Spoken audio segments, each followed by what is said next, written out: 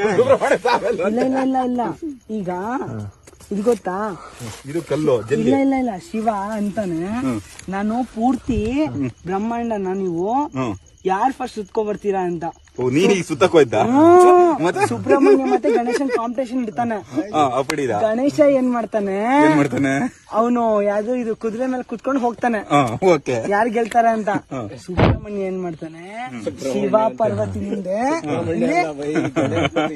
ಇರಿ ಬೈ ಸುಬ್ರಹ್ಮಣ್ಯ ಸ್ವಾಮಿ ಇಲ್ಲ ಹಿಂಗೆ ನಿಜ 3 ರೌಂಡ್ ಸುತ್ತಾನೆ.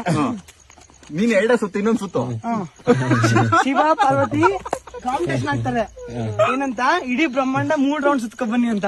ಸುಬ್ರಹ್ಮಣ್ಯ ಏನ್ ಮಾಡ್ತಾನೆ, ಶಿವ ಪಾರ್ವತಿನೇ 3 ರೌಂಡ್ ತಿರ್ಬಿಡ್ತಾನೆ.